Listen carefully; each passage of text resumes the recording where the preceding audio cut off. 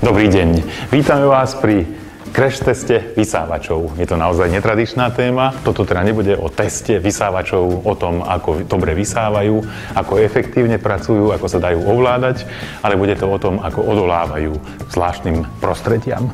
Máme viacero robotov pre vás pripravených, tu celkom odhora. Je to Robzone Roomy, ďalej je to iRobot 780, máme Ecovacs D76 a celkom dole je vysávač od spoločnosti Samsung. V tomto teste sa teda pozrieme na viaceré možnosti, aké vlastne môžeme očakávať situácie, také špeciálne, extrémne situácie s vysávačmi. Pozrieme sa na to, ako odolávajú tlaku, vode, teplote a inému zaťaženiu. Takže nech sa páči, postupujeme k prvým testom vysávačov na ich odolnosť. Toto sú vysávače, ktoré už prešli testovaním. Máme povolenie od výrobcov, že ich môžeme zničiť, ale chceme vám predtým ešte ukázať, ako vyzerá robot, keď ho dostanete priamo z obchodu. To znamená úplne nový, ako to potom vlastne vyzerá. Takže vidíte, veci sú pekne zabalené, môžeme ukázať. Taká tradičná časť týchto vysávačov bývajú aj takéto steny alebo radary virtuálne, ktoré obmedzujú alebo naopak povzbudzujú robot, aby išiel do konkrétnej miestnosti a povysával tam priestor. Takže tieto bývajú v tých najlepších prípadoch dva. Dobre je, keď máte navyše aj takúto stierku alebo kefku a vrtuľku, ktorá potom umožňuje jednoduché vymenenie. Ja to ukážem, ako to vyzerá. Vytiahnete z obalu, odbalíte a máte čisto nový vysávač, ktorý je pripravený vám pomáhať. Zadná časť býva ešte často vybavená takýmito zarážkami. Ide o to, aby ste dostali nabitú batériu, okamžite mohli pracovať, takže sa to dá v nabitom stave, aby sa to nevybíjalo, tak je tu takáto páska. No a podstatná časť, samozrejme potom sú ešte ďalšie veci k tomu. Takže tu je dokovacia stanica, ktorá umožňuje nabíjanie, automatické nabíjanie tohto robota. To znamená, keď sa vybije, on sám sa vráti k tejto základnej dokovacej stanici a začne sa nabíjať. To znamená, stará sa sám o seba, o to nabíjanie. Funguje to tak, že tieto dva kontakty sa stretnú s týmito dvomi kontaktami a dojde k nabíjaniu. No, pozrieme sa ešte ďalej. Čo tu je? Máme tu náhradné kefky, to je veľmi dobrá vec, aby ste ich mali v dodávke, pretože takto môžete vlastne sami si vymeniť tie časti, ktoré sa najčastejšie spotrebovávajú. Samozrejme aj batéria sa dá kúpiť, tá už nebude takou tradičnou súčasťou, tu treba osobitne dokupovať, sú tu rozličné čistiace mechanizmy,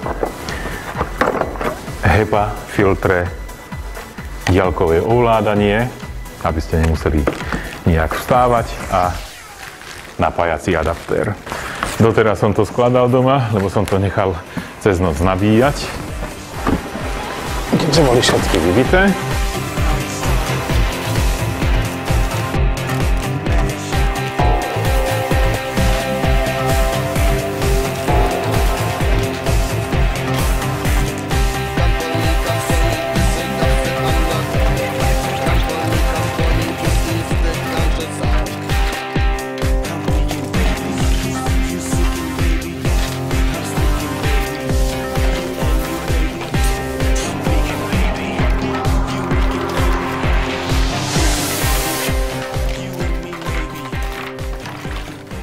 No a toto sú 4 hrdinovia, ktorí stoja pred našim crash testom.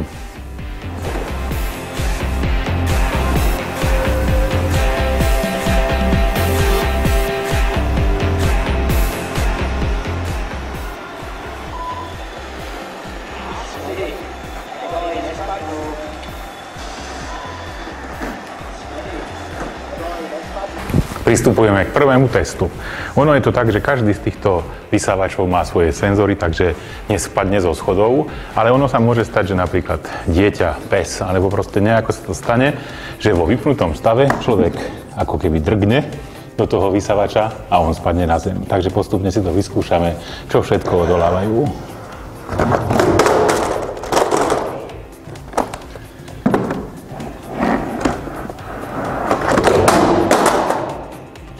Posunieme, aby boli podmienky rovnaké. Vypnem.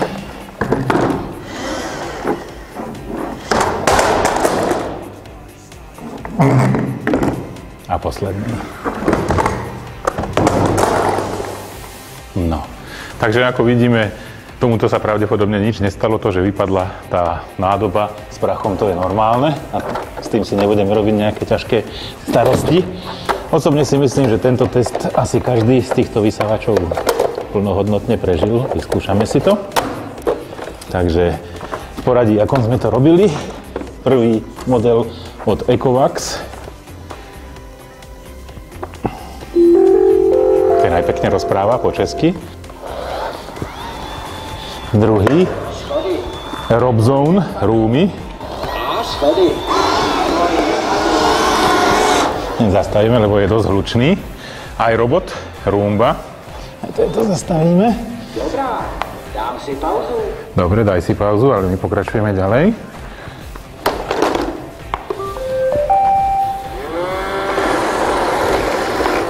Dobre. A máme tu Samsung. Ready? A ide. Dobre. Tak ako ste videli, všetky vysávače prežili tento test, ale PC Revy ide trocha ďalej. Zvýšime výšku, z ktorej budú tieto vysávače padať. Takže pozrime sa na test číslo 2.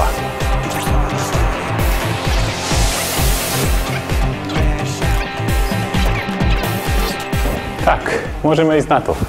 Nebudeme to zdržiavať. Toto je výška, s ktorou výrobca určite už nepočítal, takže ideme na to. Držte si klobúky.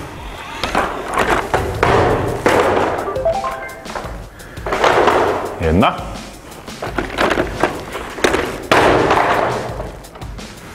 Dva.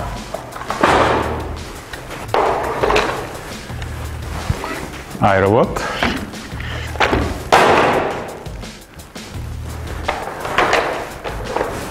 A Samsung. No, zdá sa, že to Samsung prežil zatiaľ najlepšie, lebo ani nevypadla táto nádoba, ale nádobu nebudeme hodnotiť ako niečo, čo je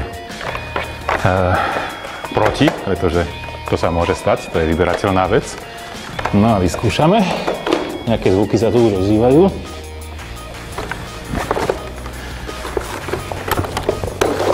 A ešte nám chýba nejaká časť. Aha, z tohto už to vypadlo viacej. Toto už je vážnejšie, pretože je vonku aj táto štetina na vysávanie, takže to budem musieť opraviť. Neviem, či je to vratné.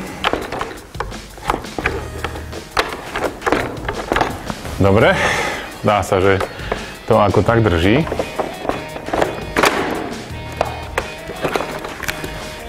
A zapneme ho.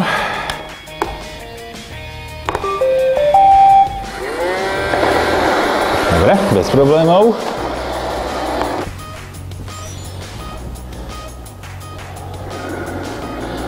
Myslím, že je to v poriadku. No a Dýpo, Ecovacs, ten sa pekne k nám prihovára.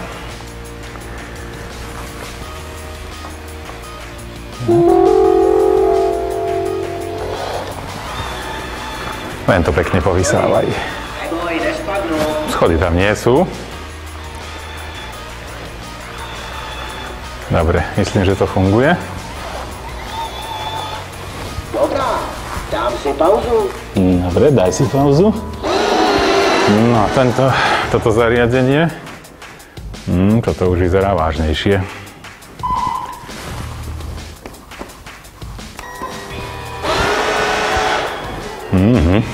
Vyzerá, že našou prvou obeťou je Robzone Roomy, ktorému teda dosť toho povypadávalo pri tom teste, vrátane tejto štrbinky, ale čo je podstatné, už vysávanie sa obmedzuje na menej ako 20 sekúnd. Takže si myslím, že tento sa s nami rozlúčil asi ako prvý v rámci nášho crash testu, ale my pokračujeme ďalej. No, takže prvé pády máme za sebou, máme 3 statočných, to znamená, jeden je už mimo nás a pokračujeme ďalej. Takže tento raz sú to testy, ktoré budú zamerané na vodičku. Ono sa totiž to môže stať, že niečo alebo niekto neopatrením alebo nejakým iným spôsobom jednoducho vyleje napríklad v kuchyni na tú vodu. Takže preveríme si, ako to bude vyzerať. Tak budem sa snažiť dávať rovnaké množstvo vody na každý z vysávačov.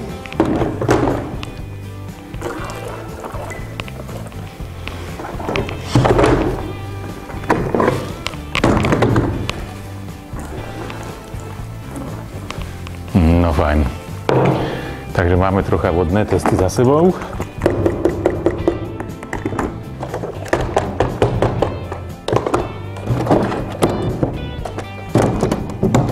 A urobíme skúšku správnosti.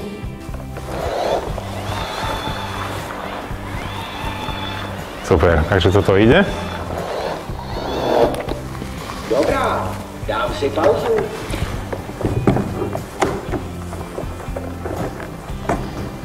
Dobre, dáme iRobot.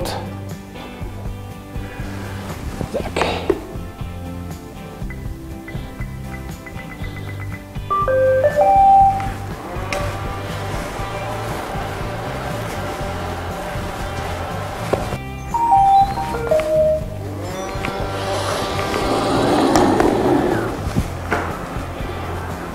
No, takže vodné testy.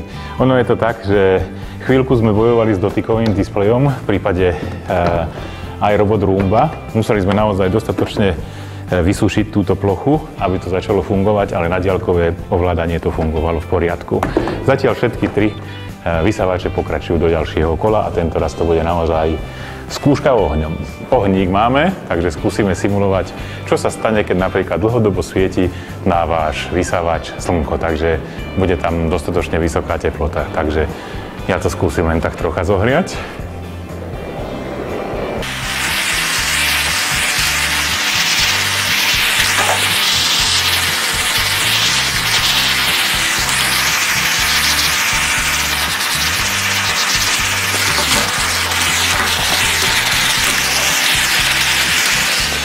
No a vyskúšame, čo z toho bude.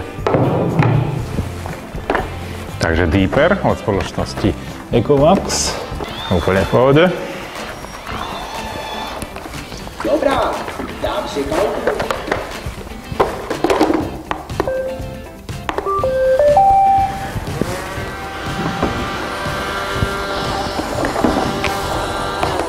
iRobot Roomba teda pracoval bez problémov.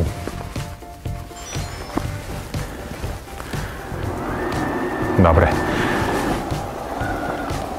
Takisto skúšky odolnosti ohňom prežili všetky tieto tri vysávače, takže môžeme postúpiť ďalej. Tento raz to bude taký drsnejší test, ktorý podľa mňa už rozhodne o tom, ako je to naozaj s odolnosťou takýchto vysávačov. No a teraz si vyskúšame, ako to bude vyzerať, keď náhodou idete po schodoch a trebárs vám spadne vysávač a šuchne sa smerom dole. Takže vyskúšame, ako to bude fungovať. Prvý z odvážlivcov je Ecovacs Deepo.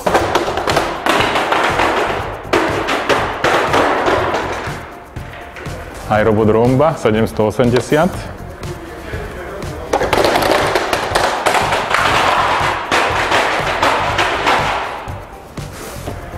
A posledný Samsung.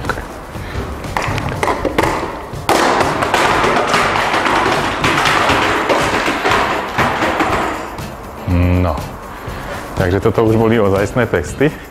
To znamená, budeme musieť nájsť, čo k čomu patrí.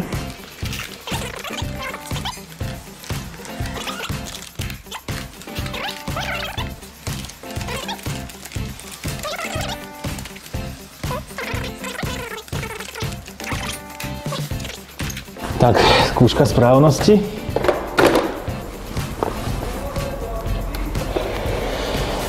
Tento sa hýbe, ale netočí sa, ako vidíte. To znamená, je to vysávač, ktorý sa pohybuje, ale už to nebude o tom veselom českom jazyku. Máme iRobot Roomba.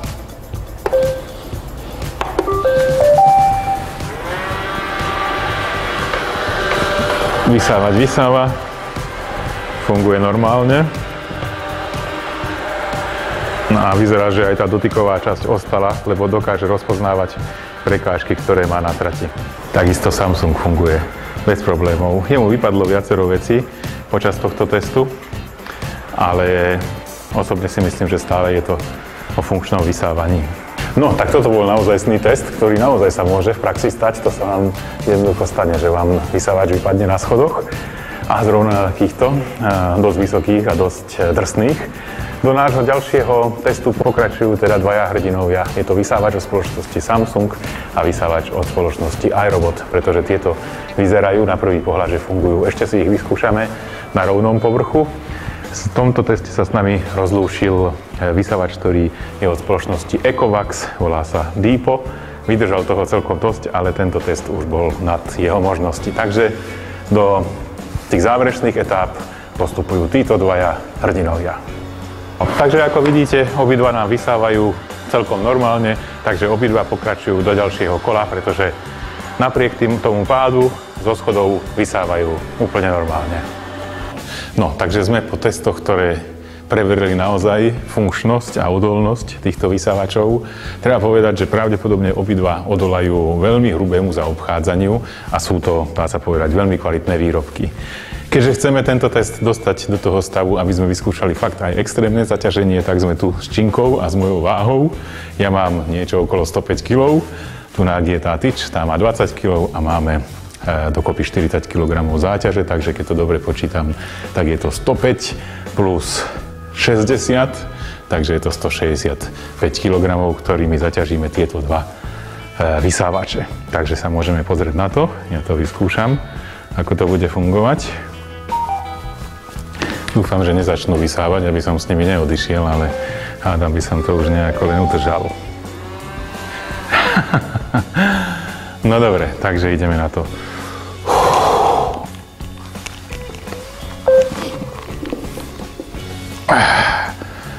Takže nič sa nestalo. Budeme musieť asi trocha priložiť. Vysávať vysáva, len tie pohyby sa mi zdajú troška pomalej.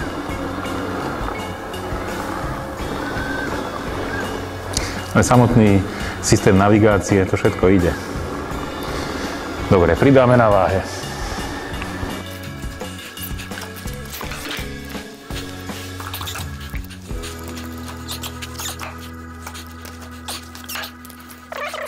No, takže doterajšia váha nestačila, pridali sme ďalších 40 kg, to znamená, teraz je tu spolu so mnou aktuálne 205 kg, ktorými zaťažíme tieto dva vysávače. Takže ideme na to.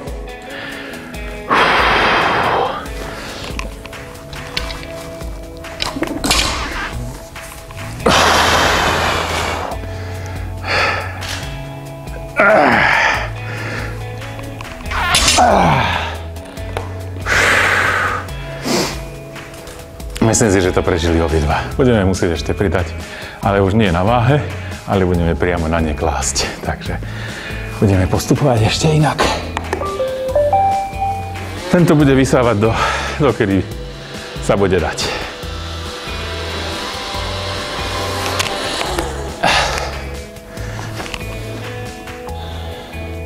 Aha.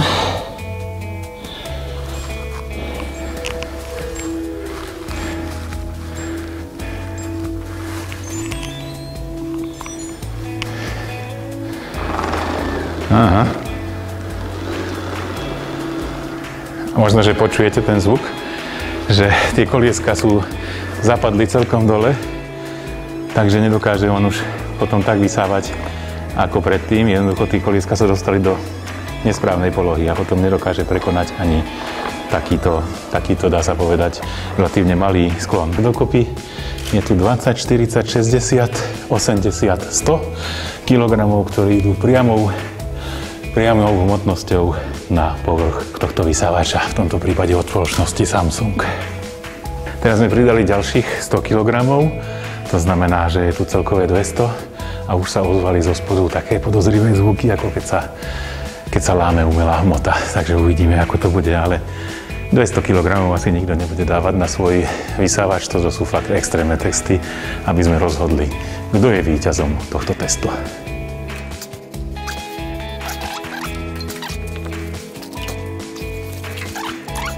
Toto je 100 kg hmotnosť, ktorá tlačí na iRobot Roomba. Zvuky som zatiaľ nepočul, že by sa vydali nejaké vážne, ale to ešte nemusí nič znamenať. Ideme teda na pridanie ďalších 100 kg živej váhy.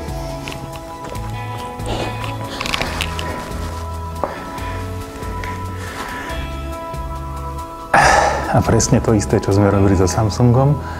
To znamená, že budeme sa na tom tak trocha prevažovať, aby sme dosiahli maximálny tlak na konkrétne lokálne miesta. Tak to som zvedavý, či budeš teraz vysávať.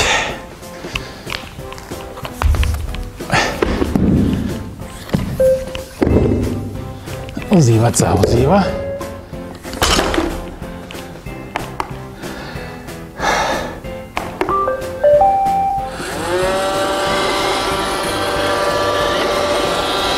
Ako znovu zrodený. V tomto prípade sa môžeme pozrieť na tie kolieska. Týmto spôsobom, ale nezapadli tak dole, že by došlo ku kontaktu medzi touto časťou, ktorá drží kefu a podlahou. To znamená, že tento robot sa šúcha na koberci alebo na podlahe tak, ako bolo výrobcom zamýšľané. To znamená bez nejakého ďalšieho trenia. Takže tento drsný test je u konca. Chcem povedať, že sme ho realizovali v crossfitovom centre, ktoré sa volá Spartan Gym v meste Levice, kde ja teda chodím aj cvičiť. A treba povedať, že máme veľmi dvoch vyrovnaných súperov. iRobot Romba je víťazom, ale len o prsia, pretože tento vysávač stále vysáva, ale nie už tak efektívne ako na začiatku, kdežto tento vysáva efektívne. iRobot Romba mal počas nášho testovania zasa isté problémy, keď sme ho poliali vodou s dotykovým displejom, ale potom, ako sme to vysúšili, tak fungoval normálne a bežne. Takže prešiel cez všetky naše nástrahy bez straty desiatky, dá sa povedať bez straty bodov, takže stáva sa víťazom prvého crash testu robotických vysávačov v magazíne PC Review. Ďakujeme pekne za sledovanie tohto videa a tešíme sa na budúce.